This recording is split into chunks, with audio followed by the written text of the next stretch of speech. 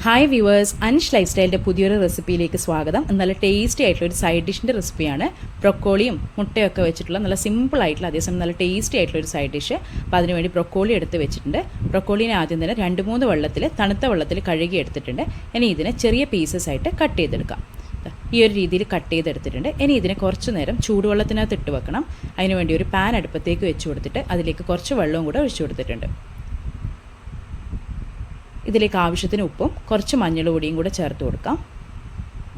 ഇതിലേക്ക് ബ്രൊക്കോളി ഇട്ടിട്ട് തിളപ്പിച്ചെടുക്കണമെന്നില്ല. തിളച്ച വെള്ളത്തിലേക്ക് ബ്രൊക്കോളി ഇട്ട് വെച്ചാൽ മാത്രം മതി. ഇതിപ്പോൾ നന്നായിട്ട് തിളച്ച് വരട്ടെ. അതിനുശേഷം ഫ്ലെയിം ഒന്ന് ഓഫാക്കി കൊടുക്കാം. അതിനുശേഷം കട്ട് ചെയ്ത് വെച്ച ബ്രൊക്കോളീൻ്റെ പീസസ് ചേർത്ത് കൊടുക്കാം. നന്നായിട്ടൊന്ന് മിക്സ് ചെയ്ത് ഒരു 10 മിനിറ്റ് ഇതേപോലെ അടച്ചു വെച്ച് കൊടുക്കാം. ഫ്ലെയിം ഓഫ് ചെയ്തതിന് ശേഷമാണ് ഞാൻ ഇതിലേക്ക് ബ്രൊക്കോളീൻ്റെ പീസസ് ഇട്ട് കൊടുത്തിട്ടുള്ളത്. 10 മിനിറ്റ് കഴിയുമ്പോൾ ഇതിൻ്റെ വെള്ളമൊക്കെ ഡ്രെയിൻ ചെയ്ത് മാറ്റിയിട്ട് ബ്രൊക്കോളി മാറ്റി വെച്ചാൽ മതി. ഈ ഒരു സമയം കൊണ്ട് ഇതിലേക്കുള്ള മസാല റെഡിയാക്കാം. പാൻ അടുപ്പത്തേക്ക് വെച്ചിട്ടുണ്ട്. അതിലേക്ക് 2 ടേബിൾ സ്പൂണോളം സൺഫ്ലവർ ഓയിലാണ് ചേർത്ത് കൊടുത്തിട്ടുള്ളത്. അതിലേക്ക് 1/2 ടീസ്പൂണോളം പെരിഞ്ജീരകം, അതായത് ഫെനൽ സീഡ്സ് ചേർത്ത് കൊടുത്തിട്ടുണ്ട്. ഇനി ഇതിലേക്ക് വെളുത്തുള്ളി ഇഞ്ചിയാണ് ചേർത്ത് കൊടുക്കേണ്ടത്. 7 അല്ലി വെളുത്തുള്ളി ചെറുതാക്കി കട്ട് ചെയ്തതും ചെറിയൊരു പീസ് ഇഞ്ചി ചെറുതാക്കി കട്ട് ചെയ്തതും കൂടിയിട്ടാണ് ചേർത്ത് കൊടുക്കുന്നത്. വെളുത്തുള്ളി ഇഞ്ചിയുടെ പേസ്റ്റാണ് ചേർത്ത് കൊടുക്കുന്നുണ്ടെങ്കിൽ 1 ടേബിൾ സ്പൂണോളം ചേർത്ത് കൊടുക്കാം. വെളുത്തുള്ളി ഇഞ്ചിയുടെ ഒക്കെ കളറ് മാറി പെരിഞ്ജീരകമൊക്കെ നല്ലൊരു സ്മെല്ല് വരുമ്പോഴത്തേക്കും ഇതിലേക്ക് നമുക്ക് കട്ട് ചെയ്ത് വെച്ച ഉള്ളി ചേർത്ത് കൊടുക്കണം. ഞാനിപ്പോൾ ഇതിലേക്ക് മീഡിയം സൈസ് 2 ഉള്ളിയാണ് കട്ട് ചെയ്ത് ചേർത്ത് കൊടുക്കുന്നത്. ഉള്ളിയൊക്കെ നല്ല സോഫ്റ്റായി ഒന്ന് കളർ ചേഞ്ച് ആയി വരുന്നവരെ വഴറ്റി കൊടുക്കണം.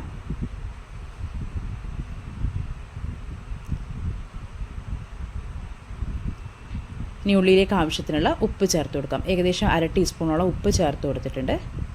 നന്നായിട്ട് മിക്സ് ചെയ്ത് കൊടുക്കാം. ഉള്ളിയും തക്കാളിയൊക്കെ ഒന്ന് സോഫ്റ്റായി കളറ് മാറി വന്നിട്ടുണ്ട്. ഇനി ഇതിലേക്ക് തക്കാളി ചേർത്ത് കൊടുക്കാം. 1.5 തക്കാളി, മീഡിയം സൈസുള്ള തക്കാളിയിൽ 1.5 തക്കാളിയാണ് ചേർത്ത് കൊടുത്തിട്ടുള്ളത്. നന്നായിട്ട് മിക്സ് ചെയ്ത് കൊടുക്കാം. ഉള്ളിയും തക്കാളിയൊക്കെ നല്ല സോഫ്റ്റായിട്ട് ഉടഞ്ഞു വരണം. കുറച്ച് നേരം ഒന്ന് അടച്ചു വെച്ച് കൊടുക്കുകയാണെങ്കിൽ പെട്ടെന്ന് തന്നെ ഉള്ളിയും തക്കാളിയും നല്ല സോഫ്റ്റായിട്ട് ഉടഞ്ഞു കിട്ടും. അടച്ചു വെച്ച് കൊടുത്തിട്ടുണ്ട്. ഇതുപോലെ ഒരു 3-4 മിനിറ്റ് ഒന്ന് കുക്ക് ചെയ്യാം. ഉള്ളിയും തക്കാളിയൊക്കെ നല്ല സോഫ്റ്റായി ഒന്ന് ഉടഞ്ഞു വന്നിട്ടുണ്ട്. ഇനി ഇതിലേക്ക് ആവശ്യത്തിനുള്ള മസാലപ്പൊടികൾ ചേർത്ത് കൊടുക്കാം.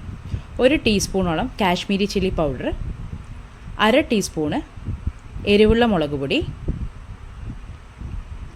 3/4 ടീസ്പൂണ് മല്ലിപ്പൊടി, 1/2 ടീസ്പൂണ് മീറ്റ് മസാല. മീറ്റ് മസാലയോ ഗരം മസാലയോ ചേർക്കാം. ഞാനിപ്പോൾ ഇതിലേക്ക് മീറ്റ് മസാലയാണ് ചേർത്തിട്ടുള്ളത്. ലോ ഫ്ലെയിമിൽ ഇട്ടതിന് ശേഷം 2-3 മിനിറ്റ് പച്ചമണം മാറുന്നവരെ വഴറ്റി കൊടുക്കാം. പച്ചമണം മാറി വന്നിട്ടുണ്ട്. ഇതിലേക്ക് കുറച്ച് വെള്ളം ചേർത്ത് കൊടുക്കാം. ഏകദേശം 1/4 കപ്പോളം വെള്ളം ഞാനിപ്പോൾ ഇതിലേക്ക് ചേർത്ത് കൊടുക്കുന്നുണ്ട്. എന്നിട്ട് നന്നായിട്ട് മിക്സ് ചെയ്ത് കൊടുക്കാം. ഇനി ഇതിലേക്ക് ബ്രൊക്കോളീൻ്റെ പീസസ് ചേർത്ത് കൊടുക്കാം. ബ്രൊക്കോളീൻ്റെ പീസസ് ചേർത്തതിന് ശേഷം 5-6 മിനിറ്റ് ഒന്ന് അടച്ച് വെച്ച് വേവിക്കണം. അത് ഈ വീഡിയോനകത്ത് നിന്ന് സ്കിപ്പായി പോയിട്ടുണ്ട്. 5-6 മിനിറ്റ് അടച്ച് വെച്ച് വേവിച്ചിട്ടുണ്ട്. ബ്രൊക്കോളീൻ്റെ സൈസൊക്കെ ഒന്ന് കുറഞ്ഞ് നല്ല രീതിയിൽ കുക്കായി വന്നിട്ടുണ്ട്. ഇനി ഈ മസാല സൈഡിലേക്ക് മാറ്റിയതിന് ശേഷം ഉപ്പും കുരുമുളക് പൊടിയും ഇട്ട് നന്നായിട്ട് ബീറ്റ് ചെയ്ത് വെച്ച് 2 മുട്ടയാണ് ഇതിലേക്ക് ഒഴിച്ചു കൊടുക്കുന്നത്. മുട്ടേനെ നല്ലപോലെ കുക്ക് ചെയ്തെടുക്കണം. ഇത് വളരെ ഈസിയാണ് ചെയ്യാൻ, അതേസമയം നല്ല ടേസ്റ്റിയാണ്. ചപ്പാത്തീൻ്റെ കൂടെയോ ചോറിൻ്റെ കൂടെയോ ഏതിൻ്റെ കൂടെയും നമുക്ക് സൈഡ് ഡിഷായിട്ട് യൂസ് ചെയ്യാൻ പറ്റുന്ന നല്ല അടിപൊളി റെസിപ്പിയാണ്. എഗ്ഗ് ഇപ്പോൾ നല്ല രീതിയിൽ കുക്കായി വന്നിട്ടുണ്ട്. ഇനി എല്ലാ മസാലയും കൂടെ ഇതുപോലെ നന്നായിട്ട് മിക്സ് ചെയ്ത് കൊടുക്കാം.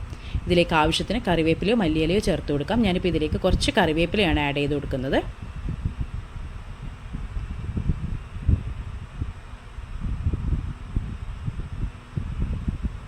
കറിവേപ്പില ചേർത്ത് കൊടുത്തിട്ടുണ്ട്. മല്ലിയില ഉണ്ടെങ്കിൽ മല്ലിയില തന്നെ ചേർക്കാനായിട്ട് നോക്കാം. അപ്പോൾ റെസിപ്പി ഇഷ്ടപ്പെട്ടിട്ടുണ്ടെങ്കിൽ ചാനൽ സബ്സ്ക്രൈബ് ചെയ്യാൻ മറക്കരുത്. ഇതിലേക്ക് ചെറിയൊരു പീസ് ബട്ടറും കൂടെ ചേർത്ത് കൊടുത്തിട്ടുണ്ട്. ചാനൽ സബ്സ്ക്രൈബ് ചെയ്യുക, ലൈക്ക് ചെയ്യുക, കമൻറ്റ് ചെയ്യുക, ഷെയർ ചെയ്യുക. Thanks for watching.